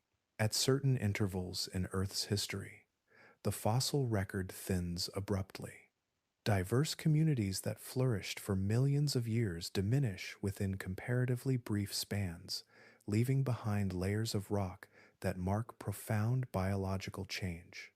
These mass extinctions were not random interruptions, but often coincided with large-scale geological events when tectonic forces reshaped the planet's surface and atmosphere. Among the most dramatic of these events are large igneous provinces, immense accumulations of volcanic rock formed through sustained outpourings of magma. Unlike typical volcanic arcs, which erupt episodically along plate boundaries, large igneous provinces can release vast volumes of basalt across broad regions in relatively short geological intervals. Lava floods spread across thousands of square kilometers, building thick plateaus of solidified rock. Beneath the surface, intrusive bodies alter surrounding crust, releasing additional gases as they interact with sediments.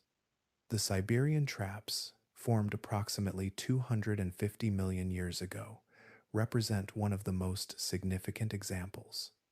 Layers of basalt, several kilometers thick, cover extensive areas of present-day Siberia. The eruptions that created this province likely persisted for hundreds of thousands of years, injecting enormous quantities of carbon dioxide and sulfur-bearing gases into the atmosphere. These emissions altered atmospheric chemistry, influencing temperature and ocean acidity. The timing of the Siberian traps corresponds closely with the end Permian mass extinction, the most severe biological crisis recorded in the fossil record. A substantial proportion of marine species disappeared, along with many terrestrial organisms. While extinction events arise from complex interactions, the scale of volcanic outgassing during this period suggests a strong link between tectonic processes and environmental disruption. Elevated greenhouse gas concentrations may have driven rapid warming, reducing oxygen levels in the oceans and stressing ecosystems already vulnerable to change. Large igneous provinces are often associated with mantle plumes, upwellings of anomalously hot material rising from deep within the mantle. When such plumes encounter the base of the lithosphere, extensive melting can occur, producing the widespread lava flows characteristic of these provinces. The emplacement of magma can also fracture overlying crust, releasing additional volatiles trapped in sedimentary basins. The combined effect can amplify atmospheric perturbations over geological timescales. Continental configuration further influences extinction dynamics. As plates shift and oceans open or close, habitats expand or contract. The assembly of supercontinents can reduce coastal environments, which support high biodiversity, while breakup can isolate populations on drifting fragments of land. These changes alter patterns of migration, competition, and adaptation. Mountain building and rifting modify climate through their effects on circulation and weathering, compounding environmental pressures. The relationship between tectonics and mass extinction is therefore multifaceted. Volcanic outpourings can alter atmospheric composition. Continental rearrangement can fragment or merge habitats. Changes in ocean circulation can influence nutrient distribution and oxygen levels. None of these factors acts in isolation. Instead, they converge during certain intervals, intensifying ecological stress across the globe. Though extinctions mark loss, they also precede renewal. Following periods of upheaval, surviving lineages diversify into newly available niches, reshaping ecosystems over millions of years. In this broader perspective, tectonic processes contribute to cycles of disruption and recovery, linking deep Earth dynamics to the evolving tapestry of life on the surface. In the deepest reaches of the ocean, where sunlight never arrives and pressure presses from every direction, heat still finds its way to the surface. Along mid-ocean ridges, fractures in newly formed crust allow seawater to descend into the warm rock below. There, it encounters temperatures high enough to transform its chemistry before rising again through chimney-like structures that pierce the seafloor. These structures, known as hydrothermal vents, mark places where tectonic motion and ocean water meet in a quiet exchange. Among the most striking of these features are black smokers. They release dark plumes rich in dissolved metals, formed when superheated water mixes abruptly with the surrounding cold ocean. The black color arises from fine particles of iron sulfide and other minerals that precipitate as the fluid cools. Though the vent fluid may exceed 300 degrees Celsius at depth, the immense pressure of the overlying water prevents it from boiling, allowing it to circulate through the crust before emerging. These vents exist because plate spreading creates fresh fractures and heat gradients within oceanic crust. As new basalt solidifies along a ridge, it remains hot for extended periods. Seawater percolates downward through cracks, driven by pressure differences and convection within the porous rock. The resulting hydrothermal circulation transfers heat from the crust to the ocean, altering both in the process. Minerals dissolved from the rock are carried upward, forming deposits around vent openings that can build towering chimneys over time. What makes hydrothermal vents remarkable is not only their geological origin, but their biological consequence. In darkness, far removed from photosynthesis, life has established communities supported by chemical energy. Microorganisms near the vents derive energy from reactions involving hydrogen sulfide and other compounds present in the vent fluids. Through chemosynthesis, they convert inorganic molecules into organic matter, forming the base of an ecosystem independent of sunlight. Around these microbial foundations gather diverse organisms adapted to extreme conditions. Tube worms, clams, shrimp, and specialized fish inhabit the vent fields, many hosting symbiotic bacteria within their tissues. These partnerships allow larger organisms to access the chemical energy released by vent fluids. The ecosystems are localized yet dense, concentrated around the warmth and chemistry of the vents while the surrounding seafloor remains comparatively sparse.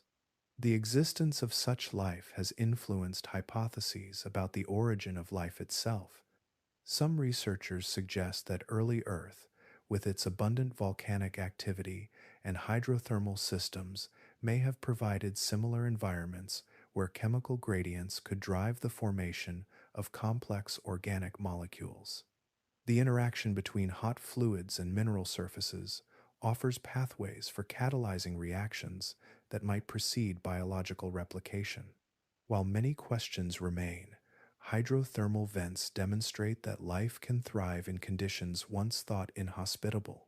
These systems are transient on geological timescales. As plates continue to diverge and crust moves away from spreading centers, hydrothermal circulation wanes in older, cooler rock. New vents emerge where fractures open and heat persists, while older ones fade as the underlying energy source diminishes. Through this continual renewal, tectonic activity sustains pockets of chemical richness in the deep sea. In the silent depths, where rock and water exchange heat and minerals, plate tectonics gives rise to ecosystems that reveal the intimate link between the planet's interior and the living world above. Beneath the quiet sweep of ocean water lies a record written not in fossils or sediments, but in magnetism. When molten basalt emerges along spreading centers and cools into solid rock, tiny crystals of iron-bearing minerals form within it. As these minerals crystallize, they align with the direction of Earth's magnetic field at that moment. Once locked in place, their orientation becomes a permanent imprint, preserving a snapshot of the planet's magnetic polarity at the time of formation. Earth's magnetic field is not constant in direction.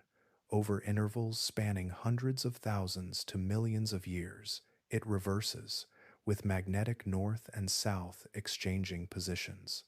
These reversals occur irregularly, yet they leave a clear signature in rocks formed during each interval. Basalt created when the field is in its normal orientation records one alignment. Basalt formed during a reversed interval captures the opposite pattern. Layer by layer, the seafloor accumulates these alternating magnetic states. When researchers began measuring magnetic intensity across mid-ocean ridges in the mid-20th century, they discovered a striking symmetry. Bands of higher and lower magnetic intensity ran parallel to ridge axes, forming a pattern of stripes on either side. These stripes were mirror images across the ridge crest, alternating in polarity with remarkable consistency. The youngest rocks lay at the center, with progressively older bands extending outward. The symmetry of these magnetic stripes provided compelling evidence for seafloor spreading. If new crust formed at the ridge and moved away over time, it would carry with it the magnetic signature of the period during which it solidified. As the magnetic field reversed, newly formed basalt at the ridge would capture the updated orientation. Over millions of years, this process would generate alternating bands that reflect the timing of reversals. The mirrored arrangement on both sides of the ridge confirmed that crust was being created centrally and transported outward in opposite directions. This magnetic record offered more than confirmation of motion. By correlating the sequence of magnetic reversals preserved in oceanic crust with independently dated reversals found in continental rocks, scientists were able to calculate rates of spreading. The distance between matching magnetic bands indicated how far plates had moved since a particular reversal occurred. In this way, the ocean floor became a measurable archive of tectonic velocity across vast stretches of time. The preservation of magnetic alignment depends on the cooling history of basalt. As lava erupts and spreads, it remains above the temperature at which magnetic minerals can hold a stable orientation. Only as it cools below a critical threshold do the minerals lock into alignment with the prevailing magnetic field. Once fixed, the orientation remains stable unless reheated or altered significantly. Thus, each segment of oceanic crust carries a reliable record of the magnetic environment at its birth. Through careful mapping of these patterns, scientists reconstructed the history of ocean basin growth. The realization that the seafloor recorded alternating magnetic reversals transformed theoretical proposals into quantifiable evidence. The ocean crust itself testified to motion, its stripes forming a silent chronicle of spreading that extended across entire basins. In the dark basalt beneath the waves, magnetism became a guide to movement. The alternating bands revealed not only the restless shifting of plates, but also the changing polarity of the planet's magnetic field, intertwining deep interior dynamics with the expanding surface above. High above the shifting crust, a constellation of satellites circles the planet in steady paths. Their motion appears detached from the slow transformations below, yet through precise measurement they reveal movements once detectable only in ancient rocks. By sending signals between space and ground, these satellites allow scientists to observe tectonic drift as it happens, translating gradual displacement into measurable change. Global Positioning System receivers, anchored to bedrock stations, record their position relative to satellites orbiting overhead. Each receiver determines its coordinates with remarkable accuracy, often within millimeters. Over days and months, these positions seem unchanged. Over years, however, a subtle pattern emerges. Points fixed to different plates drift apart, converge, or slide laterally in directions consistent with plate boundary interactions mapped from geological evidence. The scale of motion is modest in human terms. Many plates move at rates of only a few centimeters per year, comparable to the growth of fingernails. Some regions shift even more slowly, measured in millimeters annually. Yet, when these small increments accumulate across decades, they trace clear vectors. California edges northwestward along its boundary. Japan advances relative to the Pacific Basin. Australia migrates towards Southeast Asia. The drift is no longer an inference drawn from fossils and magnetic stripes alone. It is observed directly. Continuous GPS networks span continents, with thousands of stations transmitting data to centralized repositories.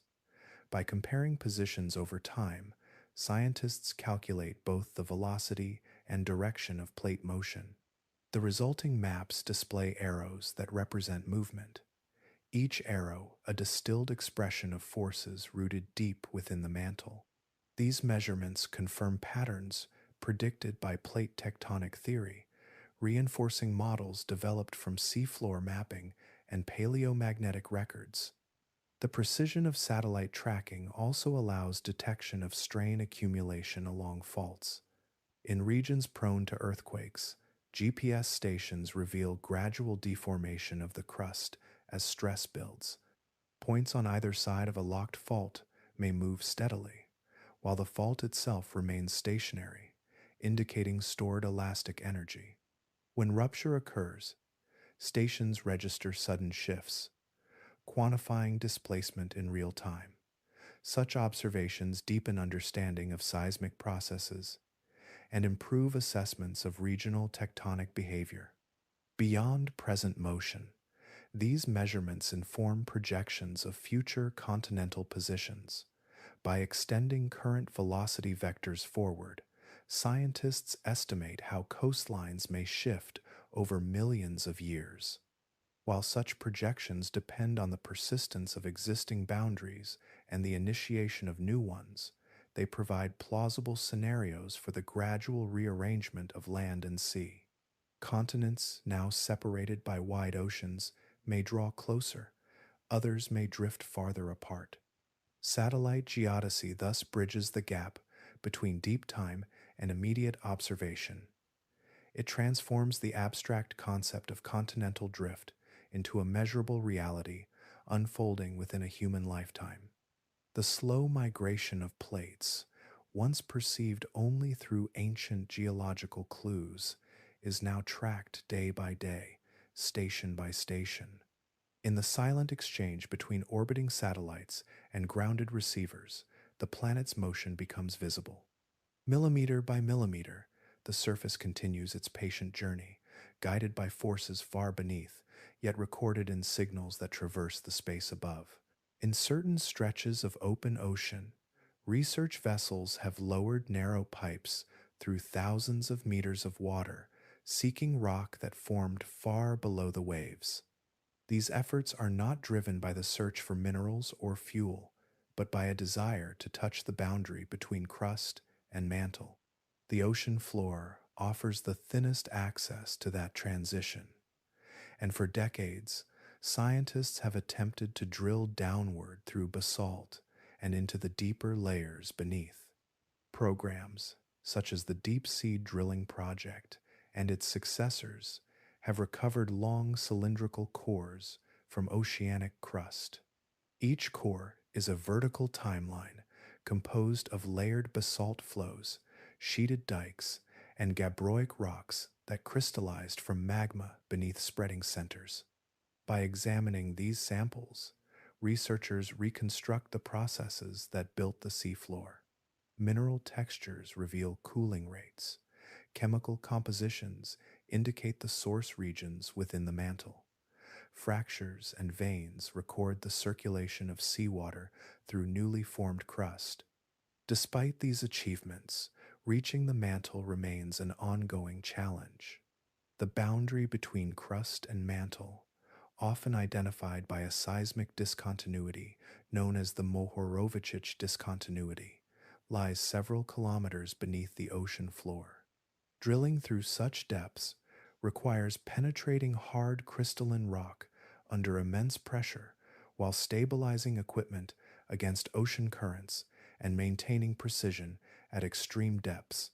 Technical limitations and costs have so far prevented direct sampling of mantle rock through drilling, though fragments of mantle material are occasionally exposed at the surface along certain tectonic settings. Even without breaching the mantle, drilled cores provide crucial insights. They confirm the layered structure of oceanic crust predicted by geophysical surveys. Basalt at the top overlies networks of vertical dikes, which in turn rest upon coarse-grained gabbro formed deeper within the crust. This architecture aligns with models of magma chambers beneath spreading centers, where molten material intrudes and solidifies in stages. Through isotopic analysis, scientists trace the age of crustal segments, correlating them with magnetic patterns and spreading rates observed across entire basins. Drilling also allows direct measurement of temperature and pressure gradients within the crust. Instruments lowered into boreholes record heat flow from the interior toward the ocean, providing data on how thermal energy dissipates as plates age and move away from ridges. Pressure readings, combined with laboratory experiments on rock samples, refine understanding of how minerals behave under conditions approaching those of the upper mantle. In some locations, particularly where tectonic forces have uplifted deep rocks closer to the surface, drilling intersects material that originated near the crust mantle boundary.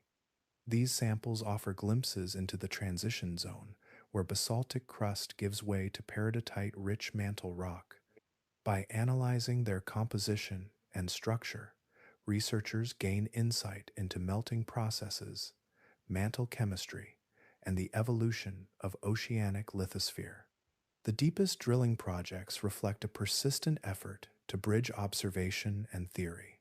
While seismic waves map interior layers indirectly, drilled cores provide tangible material that can be studied in laboratories around the world. Each recovered section of rock narrows the gap between surface understanding and deep earth processes. Through these endeavors, the ocean floor becomes not merely a boundary between water and stone, but a gateway to the planet's interior.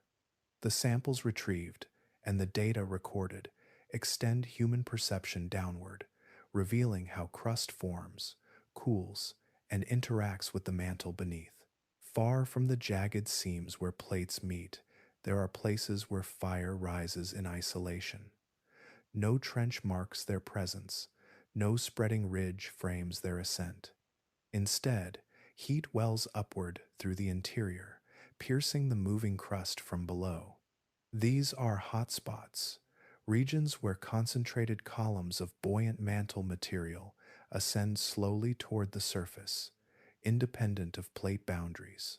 Deep within the mantle, subtle thermal instabilities may organize into narrow plumes. Warmer and therefore less dense than surrounding rock, this material rises gradually, maintaining coherence across vast depths. As the plume approaches the base of the lithosphere, pressure decreases and partial melting begins. Magma forms and seeks pathways upward, eventually reaching the surface through fractures in the overlying plate. The resulting eruptions build volcanoes in locations that defy the familiar geometry of convergent arcs or mid-ocean ridges. The Hawaiian island chain provides one of the clearest expressions of this process. In the central Pacific, far from continental margins, a sequence of volcanic islands and submerged seamounts stretches across thousands of kilometers. Each island began as a shield volcano, constructed by fluid basaltic lava spreading in broad layers. Over time, repeated eruptions built mountains that rose above sea level, forming isolated landmasses in the open ocean. What distinguishes this chain is its orderly progression in age. The island of Hawaii, at the southeastern end, hosts active volcanoes whose lava still pours across dark slopes. To the northwest, islands become progressively older, their volcanic activity long extinguished. Erosion lowers their profiles. Coral reefs may fringe their coasts. Some have subsided beneath the waves entirely, leaving only flat-topped seamounts known as guyots. Radiometric dating confirms this pattern, revealing a clear increase in age with distance from the currently active center. This sequence reflects the motion of the Pacific Plate itself. As the plate drifts northwestward, it carries existing volcanoes away from the stationary mantle plume beneath. New eruptions occur directly above the plume, building a fresh volcano while older ones move aside. The plume remains relatively fixed in the mantle reference frame, while the crust above glides steadily across it. In this way, a linear chain records both the persistence of deep mantle heat and the direction and speed of plate motion. Hotspots thus serve as dynamic markers of tectonic drift. By measuring the spacing and ages of volcanic centers, scientists estimate how rapidly a plate has traveled over millions of years. The Hawaiian chain, together with similar hotspot tracks elsewhere, preserves a history of motion inscribed in volcanic rock. Although mantle plumes are still studied and debated in detail, their surface expressions are unmistakable. They demonstrate that the interior is not uniform, that localized upwellings can puncture even stable regions of lithosphere. Away from boundaries, where plates neither collide nor separate, the deep earth can still reach upward, shaping landscapes in isolation. Through hotspots, the slow dialogue between mantle and crust acquires a visible rhythm. Islands emerge, grow, and drift. Volcanic cones rise and fall silent. The plate continues its patient passage overhead. Beneath the open ocean, the plume endures, a steady source of heat in a world defined by motion. Long before they are extracted or refined, many of the materials that sustain modern civilization begin as subtle rearrangements within rock. Deep beneath shifting landscapes, pressure, heat, and fluid circulation reorganize elements into concentrated forms. These processes unfold slowly, guided by the same tectonic forces that raise mountains, open oceans, and fracture continents. The distribution of natural resources across the planet reflects this deep architecture. When continents collide and crust thickens, rocks are buried, heated, and deformed. In these environments, mineral-rich fluids migrate through fractures and pore spaces, dissolving elements from one region and depositing them in another. Gold, copper, lead, and zinc often accumulate in veins, where hydrothermal fluids cool and precipitate dissolved metals. The compressional forces of mountain building create the fractures that channel these fluids, while elevated temperatures accelerate chemical reactions. Over millions of years, scattered traces of metal become concentrated into ore bodies significant enough to mine. Volcanic arcs associated with subduction zones also host important mineral systems. As oceanic crust descends and partially melts, magma rises through the overriding plate. During its ascent and crystallization, metals partition into fluids that escape from cooling magma chambers. These fluids circulate through surrounding rock, forming porphyry, copper deposits, and other economically valuable concentrations. The geometry of convergent boundaries thus influences not only topography, but also the localization of critical resources. Beyond mountainous regions, tectonics shapes sedimentary basins that accumulate organic matter and trap hydrocarbons. When plates stretch or subside, broad depressions form, gradually filling with layers of sediment delivered by rivers and coastal processes. Within these basins, buried plant and microbial remains are subjected to increasing temperature and pressure. Over geological time, organic material transforms into oil and natural gas. Structural features, such as folds, faults, and impermeable cap rocks, often created by tectonic deformation, trap these fluids in reservoirs. The architecture of basins, controlled by plate movements, governs where hydrocarbons accumulate and how they migrate. Rare earth elements, essential for many advanced technologies, also reflect tectonic influence. Some concentrate in igneous complexes formed in unusual magmatic settings, including those linked to continental rifting or hotspot activity. In these environments, partial melting and fractional crystallization separate specific elements from the surrounding mantle or crust. Subsequent weathering and erosion can further enrich certain deposits, particularly where tectonic uplift exposes mineralized rock to surface processes. Even sedimentary processes tied to tectonic uplift play a role. As mountains rise, erosion transports minerals into adjacent basins, where chemical conditions may favor further concentration. Plate motions, therefore, connect deep magmatic differentiation, crustal deformation, and surface weathering into a single chain of resource formation. The spatial pattern of mineral wealth is not random. It mirrors ancient collisions, vanished oceans, and long closed subduction zones. Regions once marked by intense tectonic activity often host diverse deposits formed under different pressure and temperature regimes. Conversely, stable cratonic interiors may contain resources formed during distant episodes of deformation, preserved within relatively undeformed crust. In this way, tectonics shapes more than landscapes and climates. It organizes the internal distribution of elements, concentrating what would otherwise remain diffusely scattered.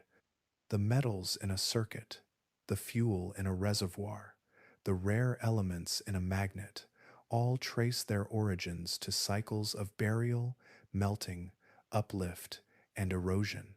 Beneath the surface economy of extraction lies a deeper economy of planetary motion, where heat and pressure rearrange matter over spans of time far beyond a single generation. Beneath the steady migration of plates and the rise of mountains, there is a quieter trend unfolding, one measured not in centuries but in billions of years. The planet is slowly losing heat. From the moment of its formation, when collisions and radioactive decay filled the interior with thermal energy, Earth has been cooling. That cooling continues today, subtle and continuous, radiating outward through crust and ocean, dissipating into space. Heat escapes in several ways. Conduction transfers energy through solid rock. Convection circulates warmth upward through the mantle. Volcanic eruptions release molten material and gases at the surface.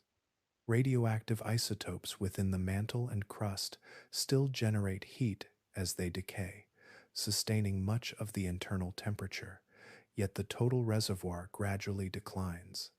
Each pulse of magma, each plume rising beneath the lithosphere, carries a fraction of that ancient energy away. As long as sufficient heat remains, mantle convection persists. Warm material ascends from deeper regions, cools near the surface, and sinks again in slow cycles that drive plate motion. These currents maintain the dynamic surface, recycling crust and reshaping oceans. Over immense spans of time, however, continued cooling reduces the vigor of these flows. The mantle becomes more viscous as temperatures fall, resisting motion. Convection slows, and with it, the forces that propel tectonic plates. A future Earth, billions of years from now, may experience diminished tectonic activity.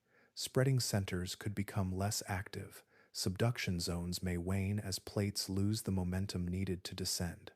Without efficient recycling, oceanic crust might persist longer before being consumed. Mountain building events could grow less frequent, and volcanic arcs might diminish in intensity. The planet would not fall silent suddenly, but the rhythm of deformation could soften. This gradual slowing reflects planetary aging. Smaller bodies in the solar system offer glimpses of this trajectory. With less internal heat to begin with, they cooled more rapidly, their tectonic expressions fading earlier in their histories. Earth's larger size has allowed it to retain heat far longer, sustaining active geology across billions of years, yet even this reserve is finite.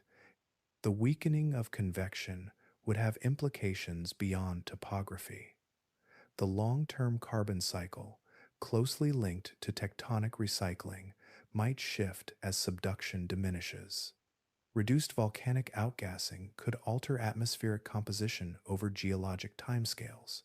Without continual renewal of crust, surface processes would operate upon older, more stable foundations. The interplay between interior and surface would change character, though not vanish entirely. Despite this distant future, present activity remains robust. Measurements of heat flow, seismic imaging of mantle structures, and ongoing volcanic eruptions all testify to a still vigorous interior. The cooling trend is measured in fractions of a degree across spans longer than human history. For now, convection circulates steadily, plates migrate, and the surface continues its transformation. In contemplating Earth's cooling, one sees a planet in motion across deep time, evolving not only in its landscapes, but in its internal energy. The gradual release of primordial heat is part of a long narrative, one that began with fiery origins and extends toward a more subdued state. The pace is slow beyond ordinary perception, yet it shapes the ultimate destiny of tectonic motion and the character of the world itself.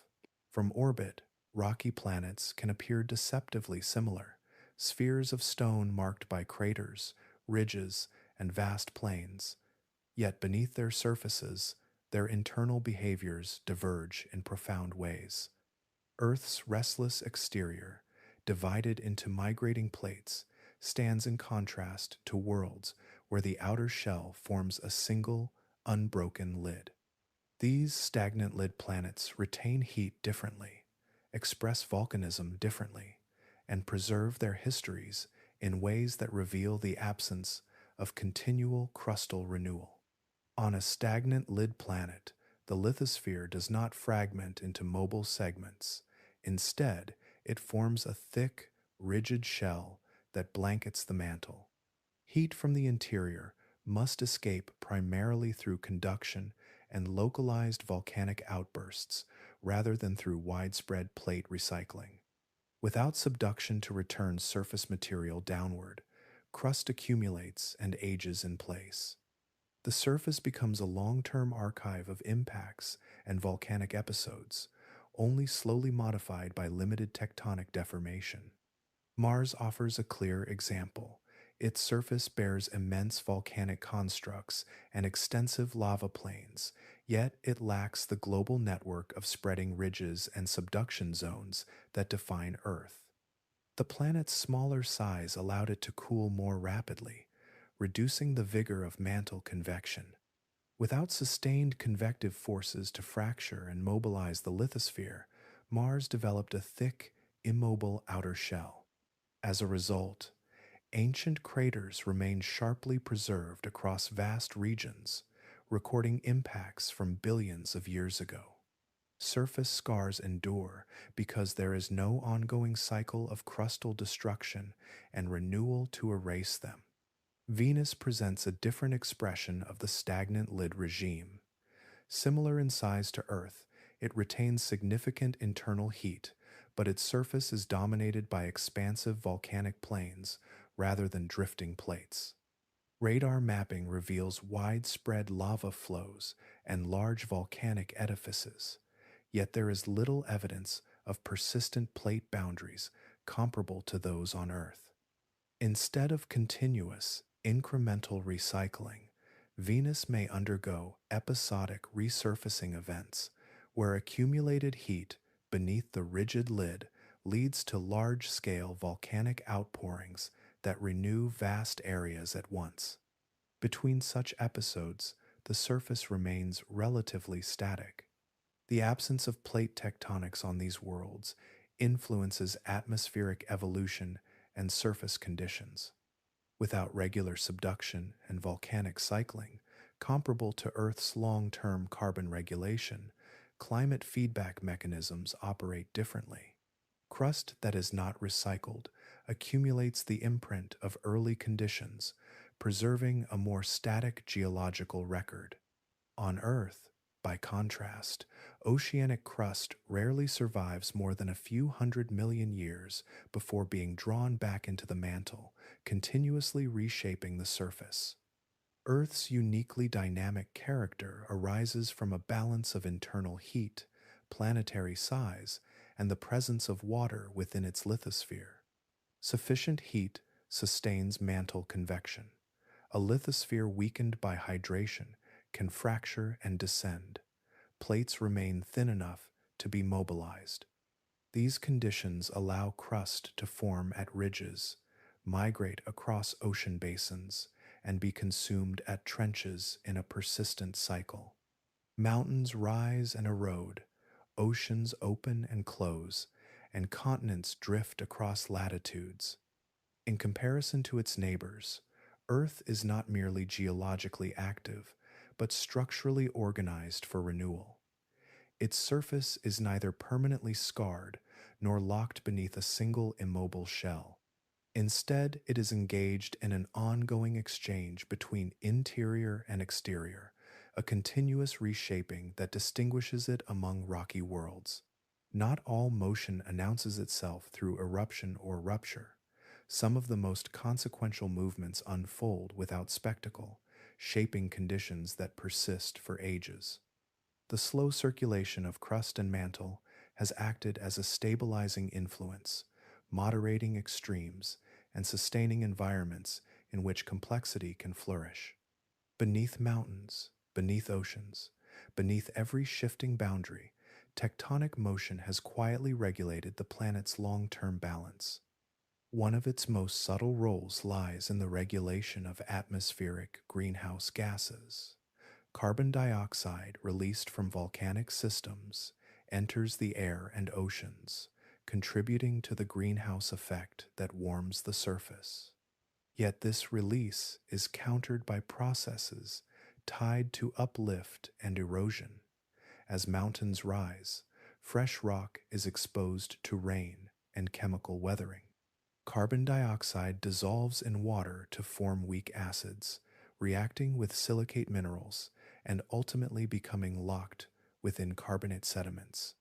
These sediments may be carried to the seafloor and, through subduction, returned to the mantle. Over millions of years, this cycle operates as a thermostat, preventing carbon dioxide from accumulating unchecked or disappearing entirely. The balance emerges not from stillness, but from continual exchange. Tectonics also renews the surface chemically.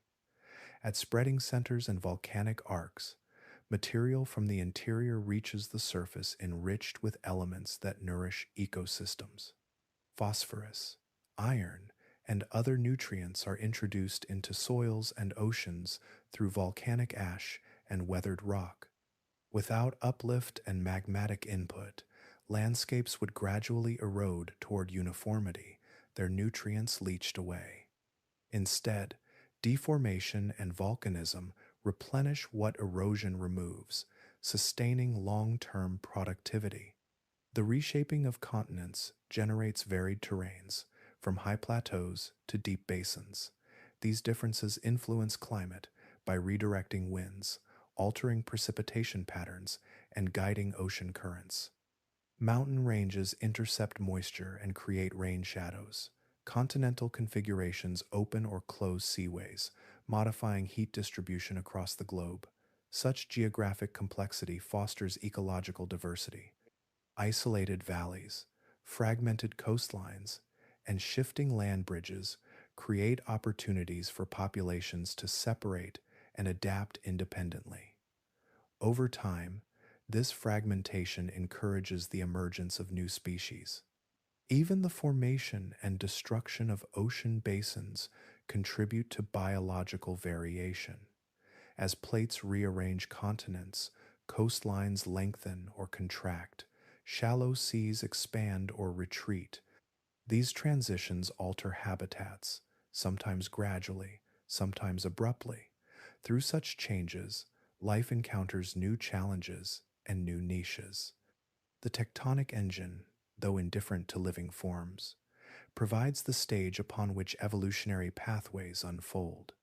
The stability created by tectonics is therefore dynamic rather than static. It arises from continuous feedback between interior heat, atmospheric composition, and surface processes. While individual events, such as earthquakes or eruptions, may disrupt local regions, the broader cycle maintains conditions within ranges that allow liquid water to persist and climates to fluctuate without veering permanently toward extremes. Across deep time, this interplay has buffered the planet against runaway tendencies. Heat from within powers motion. Motion redistributes carbon and nutrients. Redistribution shapes climate and life. The result is a world neither frozen nor perpetually overheated, neither chemically exhausted nor barren of relief. In the background of shifting plates and rising mountains lies this quiet equilibrium. It is not the absence of change, but a balance maintained through change itself, a steady moderation emerging from forces that never truly rest.